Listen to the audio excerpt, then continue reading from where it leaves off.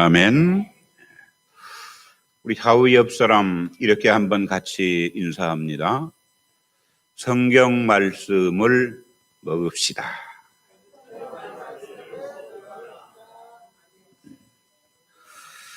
우리 기독교를 가리켜서 계시의 종교라고 말합니다. 무슨 말이냐면 우리가 믿는 하나님이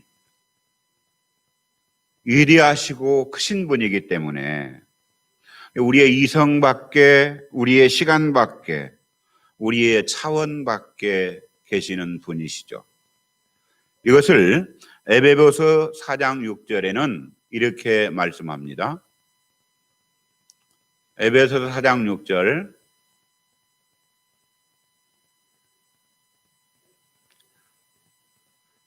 에베소서 4장 6절 안 적어졌나 보네요. 네. 여기 보면 하나님을 이렇게 묘사하고 있어요. 하나님은 한 분이시니 그 하나님이 만유의 아버지시라. 그러면서 그는 만유 위에 계실 뿐만 아니라 만유를 통치하신다라고 말씀하시죠. 그러므로 우리가 어떻게 하나님을 알 수 있느냐? 우리가 하나님을 알 수 있는 방법은 하나님이 우리에게 보여주신 만큼만 알 수 있습니다. 아멘. 하나님이 자기를 드러내 주시는 것만 우리가 알 수 있는데 하나님이 자기를 드러내신 이것을 가리켜서 계시 이렇게 사용하는 겁니다. 그러면 하나님이 자기 자신을 어떻게 계시하셨느냐? 하나님의 계시의 수단을 크게 세 가지로 성경이 얘기하고 있는데 첫 번째가 뭐냐면 로마서 1장 20절입니다. 시작. 창세로부터 그의 보이지 아니하는 것들 곧 그의 영원하신 능력과 신성이 그가 만드신 만물에 분명히 보여 알려졌나니 그러므로 그들이 핑계하지 못할지니라. 아멘. 자, 무슨 말이냐면 시편 19편에도 보면 하늘의 하나님이 영광을 선포하고 궁창이 그의 손으로 하신 일을 나타낸다 이렇게 말씀합니다.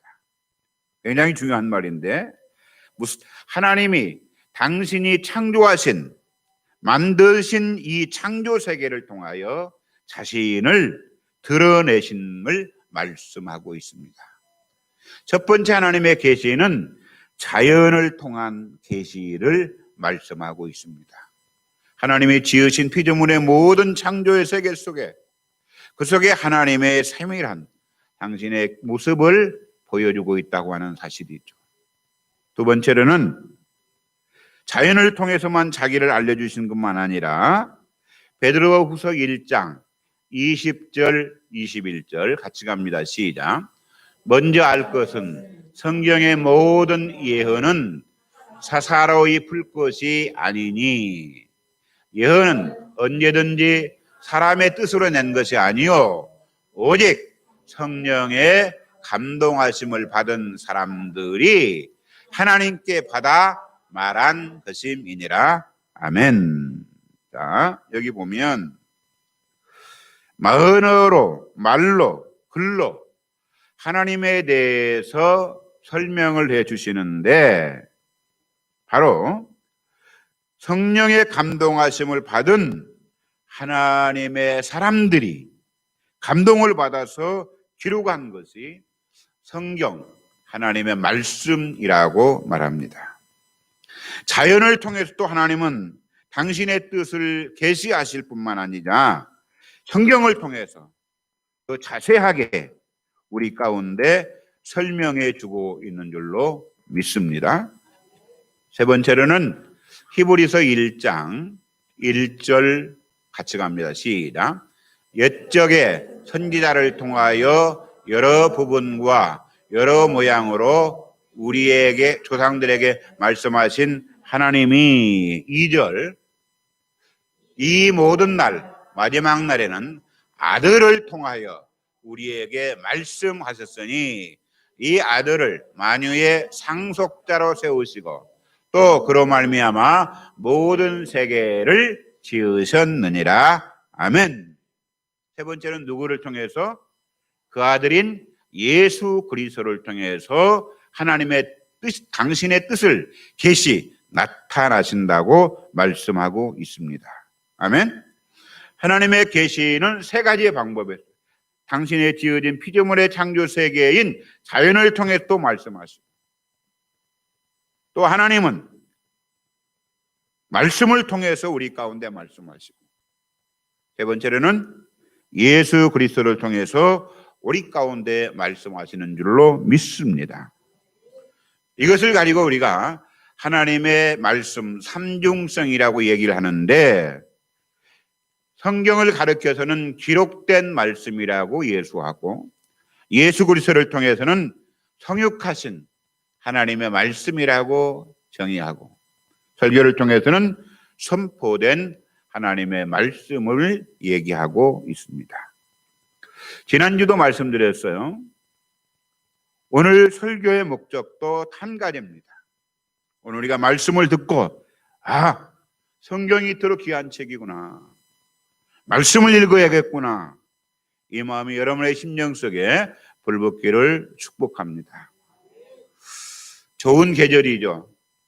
우리가 성경을 보기에 또 풍성한 그러한 계절인데, 말씀을 통해서 또 우리가 심령의 풍요로움이 넘치기를 축복합니다.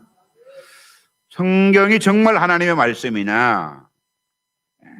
우리가 아는 성경은 1500여 년을 걸쳐서 40여 명이 넘는 사람들에 의해서 기록되어져 있습니다. 그런데 왜 하나님의 말씀이냐? 오늘 본문 다시 봅니다. 디모데후서 3장 16절 시작. 모든 성경은 하나님의 감동으로 된 것으로 교훈과 책망과 바르게 함과 의로 교육하기에 유익하니. 아멘. 베드로후서 1장 21절에도 보면 성령의 감동으로 그랬어요. 성령의 감동하심으로 받은 사람들, 성령의 감동을 받은 사람들이 기록한 것이 성경입니다. 이 두 구절 속에 공통적에 나타나는, 등장하는 단어가 무슨 단어예요? 감동이라는 말이죠. 감동. 전문 용어로 말하면 영감이라는 뜻인데 인스퍼레이션이라고 말합니다. 성경은 인간이 기록한 것은 맞지만 하나님이 감동을 주셔서 기록하게 했기 때문에 이건 하나님의 책이라는 것이죠. 그런데 이 하나님의 감동으로 되었다고는 이 단어를 원어적으로 보면 하나님의 숨결, 호흡 이렇게 되어져 있어요. 이런 뜻을 담겨져 있어요. 굉장히 중요한 말이거든요. 창세기에 보면 하나님이 당신의 형상을 따라 사람을 흙으로 빚으시고 그 코에다가 어떻게 하셨어요? 생기를 불러넣으셨어요. 후 하고 호흡, 생명, 원어를 르하을 하는데 집어넣으셨어요. 그럴 때 그가 살아있는 생명이 된 믿습니다. 그렇습니다. 똑같아요. 이 성경의 기록을 막 그렇게 얘기하고 있어요. 인간이 있어요. 그런데 하나님이 성령의 감동을 받은 자 속에 생기를 불어넣으셨어요. 그래서 우리가 말씀을 읽을 때 하나님의 생기를 통하여 우리의 영이 살아나는 줄로 믿습니다. 그래서 말씀이 감동으로 되어진 거예요. 우리가 왜 하나님의 책인가? 크게 두 가지만 생각하는데, 먼저는 앞에서 얘기했습니다. 1500여 년 동안 몇 명이 40여 명의 사람들이 기록을 했어요. 근데 이 사람들이 동시대 사람들이 아니에요. 서로 다른 어떤 정보를 교환한 것도 아닙니다. 이들의 지식의 수준도 다 달라요. 직업도 자제각각입니다.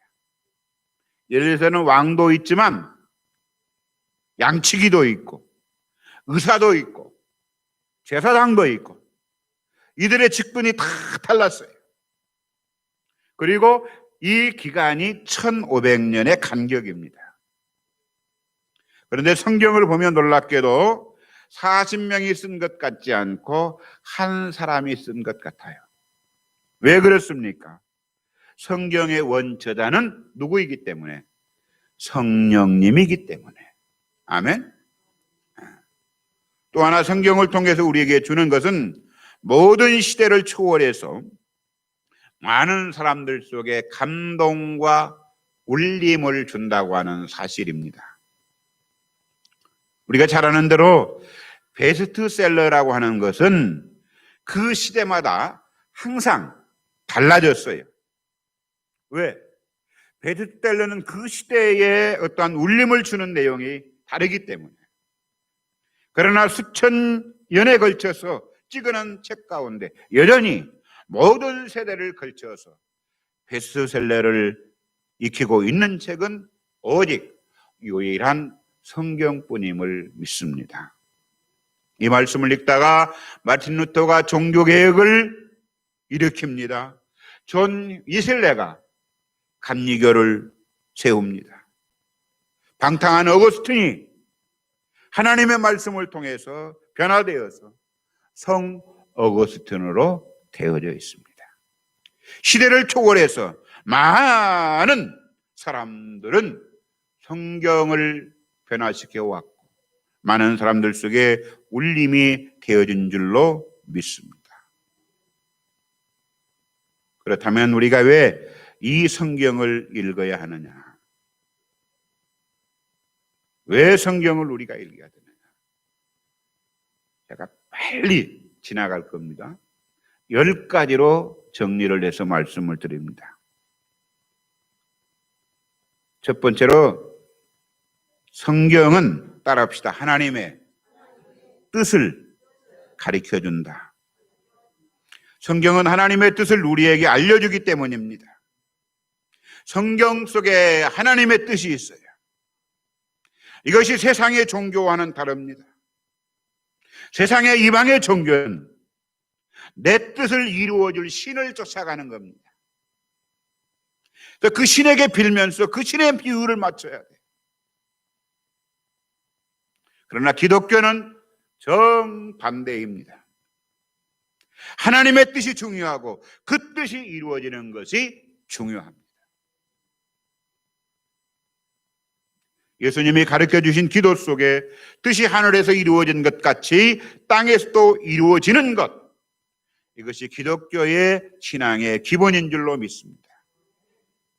그러면 우리가 하나님의 뜻을 어디서 아느냐? 성경을 통해서 알 수 있는데 데살로니가전서 4장 3절에서는 이렇게 얘기합니다. 시작. 하나님의 뜻은 이것이니 너희의 거룩함이라. 곧 음란을 버리고. 아멘. 하나님의 뜻은 우리 안에 거룩함인 줄로 믿습니다. 왜? 하나님 앞에 나아가는 자는 거룩해야 하기 때문이죠. 두 번째로 데살로니가전서 5장 16절부터 18절에 보면 우리가 너무 잘 아는 말씀이죠. 같이 갑니다. 항상 기뻐하라. 쉬지 말고 기도하라. 범사에 감사하라. 이는 그리스도 예수 안에서 너희를 향하신 하나님의 뜻이니라. 할렐루야. 기뻐하는 겁니다. 기도하는 겁니다. 감사하는 겁니다. 하나님의 뜻이 우리에게 무엇인가를 성경을 통해서 말씀하신다고 하는 거예요. 두 번째로 성경은 우리 인간에게 인간이 누구인가를 가르쳐주고 있습니다. 예를 들어서 우리가 어떠한 제품을 사게 되면 꼭 따라오는 것이 있어요. 그것이 뭐예요? 설명서죠. 그 제품을 만든 사람이 이 제품을 어떻게 사용해야 가장 효율적으로 또 가장 바르게 사용하는지에 대한 설명서를 가져다 줍니다. 우리가 그 제품을 이해하기 위해서는 먼저 설명서를 습득을 먼저 해야 하는 것처럼 우리를 만드신 분이 하나님이신 줄로 믿습니다. 인간의 설명서를 성경을 통해서 우리 가운데 주셨어요. 네가 어떤 존재인지 우연히 생겨난 분자덩어리 하나가 결합을 통해서 만들어진 존재가 아니다. 진화론자들이 말하는 어떤 아메바가 원숭이가 이것이 아니에요. 성경은 분명하게 얘기하고 있어요. 하나님이 당신의 형상을 따라 우리를 빚으시고 그 속에 당신의 생기를 넣으셔서 살아있는 생명으로 만드셨다고 말합니다. 아멘. 인간이 누구인지를 바르게 가르쳐주는 거예요. 하나님의 형상대로 지어진 존재임을. 그러면서 우리 속에 타락함으로 말미암아 주어진 우리가 어떠한 인간인가를 가르쳐주고 있어요. 의인은 만이 하나도 없고 모든 사람이 죄를 범하였으므로 말미암아 하나님의 영광에 이르지 못하는 존재라고 얘기하면서 우리가 이 땅에 살아가면서 사람 의지하지 말고 너의 인생을 의지하지 말라고. 너의 호흡은 코에 있다고 시편 22편에 말합니다. 그러면서 히브리서 9장 27절에 보면 인간에게는 분명한 심판이 있음을 얘기합니다. 한 번 죽는 것은 정한 것이고 그 후에는 반드시 심판이 있다. 그러므로 인간인 너희가 세상 가운데 어떻게 살아갈 것인가를 잘 가르쳐주고 있는 거예요. 세 번째로 성경에는 신명기 3장 8절로 갑니다. 시작. 그때에 우리가 요단강 이쪽 땅을 아르논 골짜기에서부터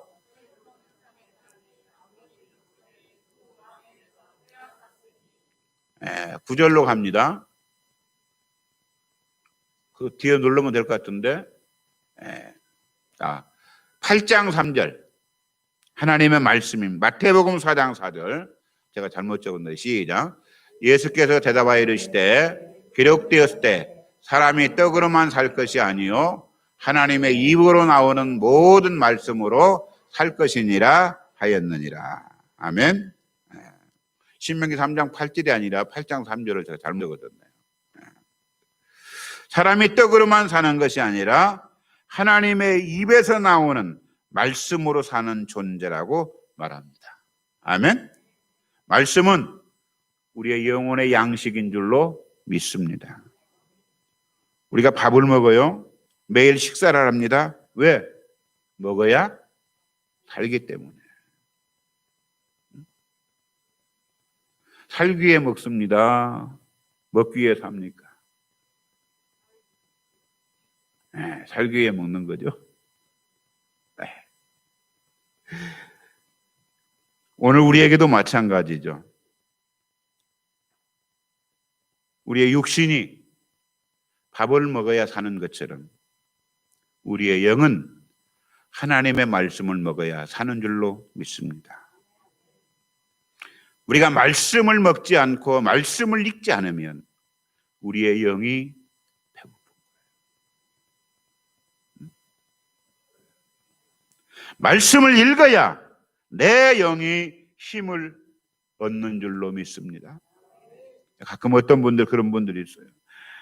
읽어도 무슨 말인지 모르고 아무것도 모르고 그 이튿날 다 까먹는다. 그래도 읽어야 합니다. 아멘. 우리가 밥을 먹으면서 콩나물에는 뭐가 얼마 몇 프로 들었고 뭐가 어떻고 탄수화물이 어쩌고 막 이러고 먹는 사람 어디가 있어요? 다 먹고 나면 그것이 안에 들어가서 우리 안에 소화가 되어지고 힘을 주는 것처럼 말씀도 마찬가지예요. 잃어버린 것 같고 모르는 것 같지만 읽다 보면 하나님의 말씀이 어느 순간에 눈에 띄게 되고 연결이 되게 되고 깨달아지게 되는 줄로 믿습니다. 마찬가지예요. 내 영을 살려주는 것이 말씀이기 때문에. 네 번째로 말씀은 우리를 수술하는 칼입니다. 히브리서 4장 12절 시작. 하나님의 말씀은 살아있고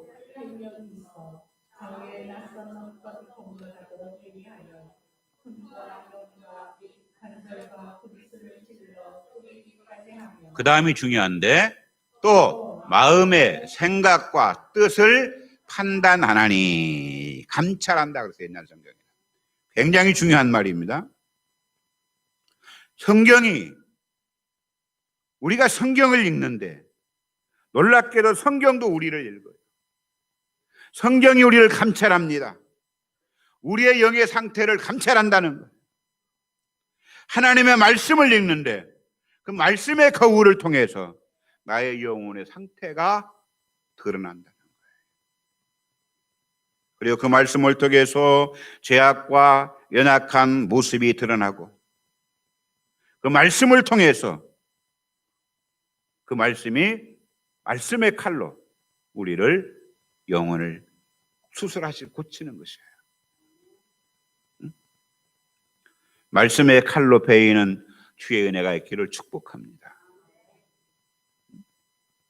때로 그 말씀이 우리를 찌를 때가 있어요. 말씀이 우리를 아플 때가 있어요. 그러나 잘라야 돼요. 그래야 내 영이 살기 때문에.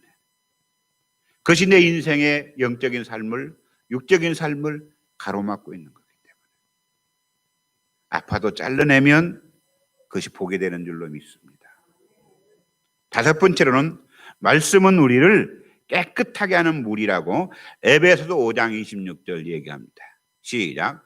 이는 곧 물로 씻어 말씀으로 깨끗하게 하사 거룩하게 하시고. 아멘.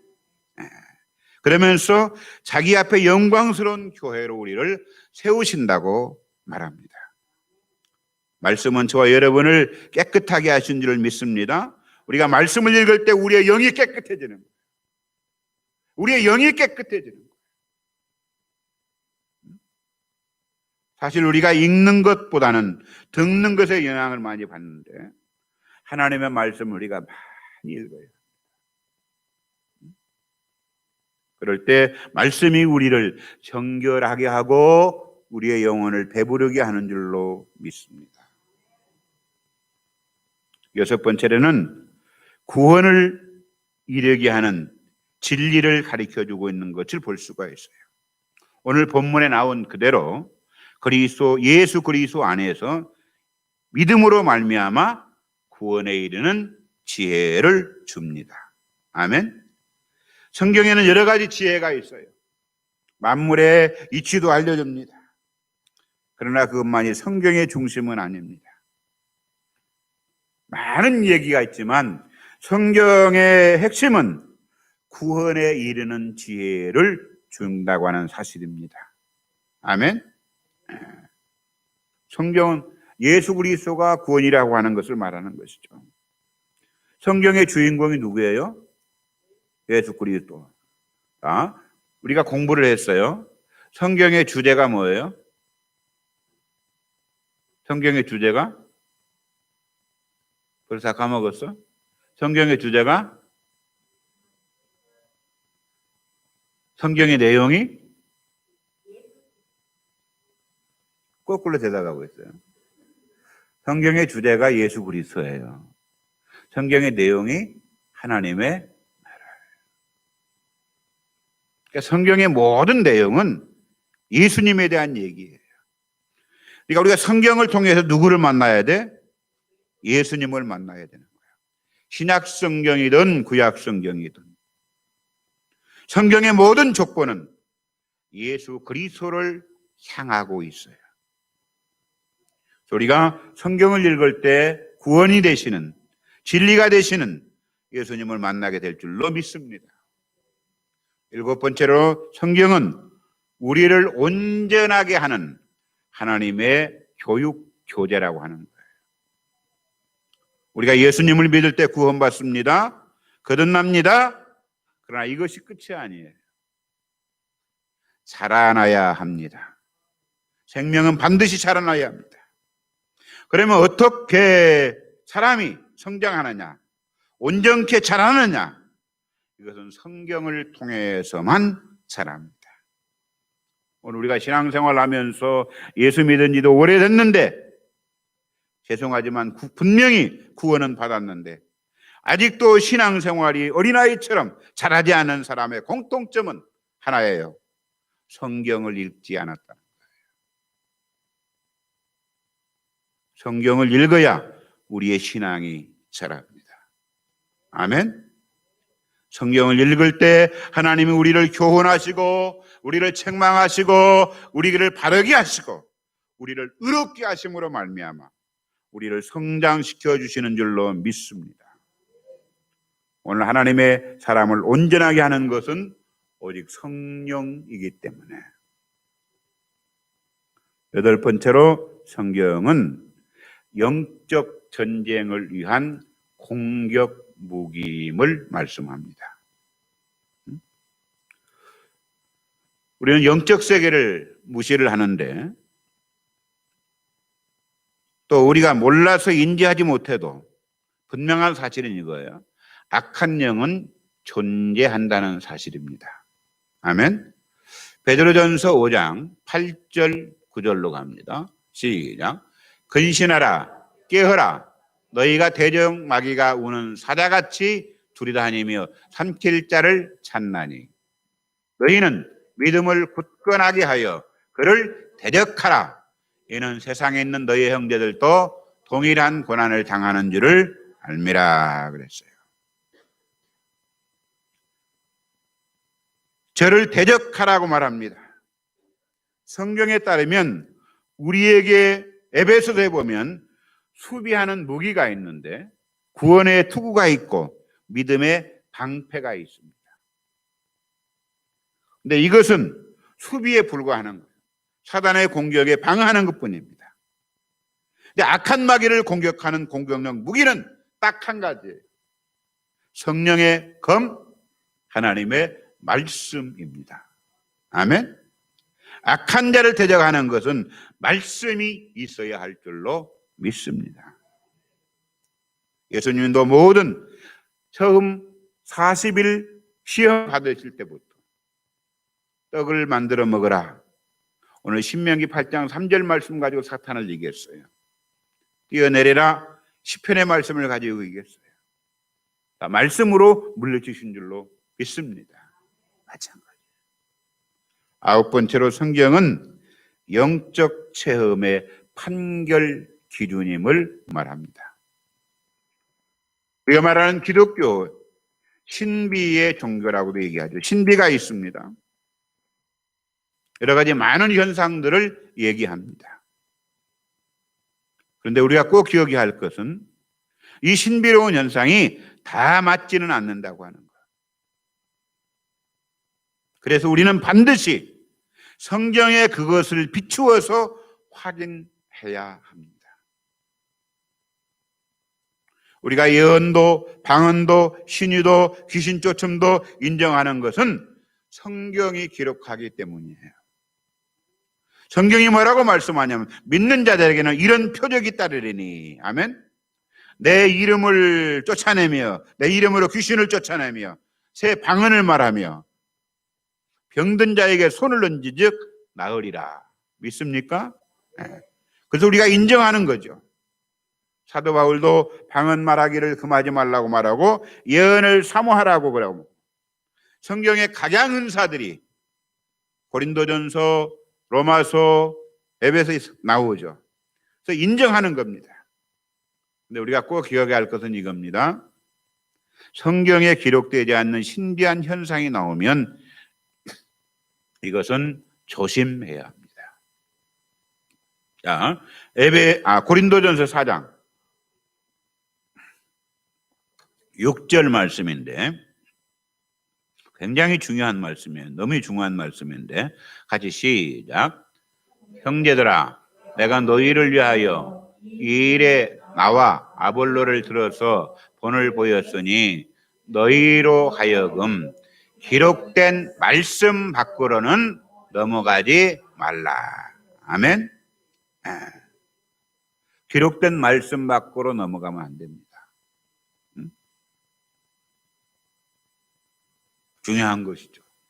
우리가 신앙생활하면서 믿음 생활하면서 많은 영적 체험들을 경험할 수 있어요. 그런데 그것이 말씀 밖으로 넘어가면 안 됩니다. 마지막 10번째가 따라합시다. 성경은 하나님의 사랑과 위로의 편지다.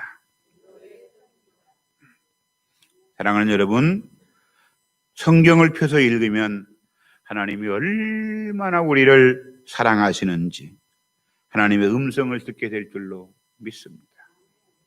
그 말씀이 내게는 뜨거운 감동을 주고 그 말씀이 때로는 뜨거운 눈물로 회개하게 하고 그 말씀이 내게는 또 새로운 도전을 주려고 하고 하나님의 약속으로 붙잡고 얼마나 행복한지. 사랑하는 자여, 내 영혼이 잘됨같이 내가 범사에 잘되고 강건하기를 원하노라. 아멘. 두려워하지 말라. 내가 너와 함께함이라. 놀라지 말라. 내가 너의 하나님이 됨이라. 내가 너를 굳세게 하리라. 참으로 내가 너를 도와주리라. 참으로 의로운 나의 오른손으로 너를 붙들리라. 주의 음성을 들을 수 있기를 축복합니다. 수고하고 무거운 짐진 자들아 다 내게로 오라. 내가 너희를 편히 쉬게 하리라. 사랑의 편지예요.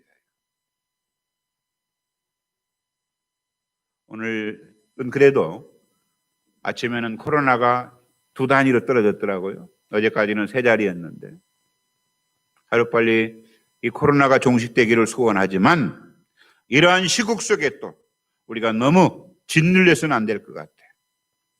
왜? 하나님은 이렇게 말씀합니다. 나는 너를 치료하는 여호와다. 아멘. 91편에 보니까 지존자의 은밀한 곳에 거하며 전능자의 그늘에 사는 자 나는 여호와를 향하여 말하기를 여호와는 나의 피난처시요 나의 요새시요 내가 의뢰하는 하나님이시라. 이는 그가 너를 새 사냥꾼의 올무에서와 심한 전염병에서 건질 것이기 때문입니다. 믿으십니까? 그의 진실함은 방패와 손방패가 되나니 너는 밤에 찾아드는 공포의 낮에 찾아드는 화살과 어두울 때 퍼지는 전염병과 밝을 때 닥쳐오는 태양을 두려워하지 아니하리로다. 1000명이 내 오른쪽에서 10,000명이 내 오른쪽에서 엎드러지나 이 재앙이 내게 가까이 하지 못하리라. 할렐루야. 살아계신 하나님, 오늘 또 우리를 사랑하심을 감사합니다. 다시 한번 우리가 말씀 앞에 돌아서기를 원합니다. 아름다운 이 계절에, 풍성한 이 계절에 우리의 영적인 삶에도 배부름이 더하여지게 하여 주옵소서. 말씀을 많이 있게 하게 하시고 말씀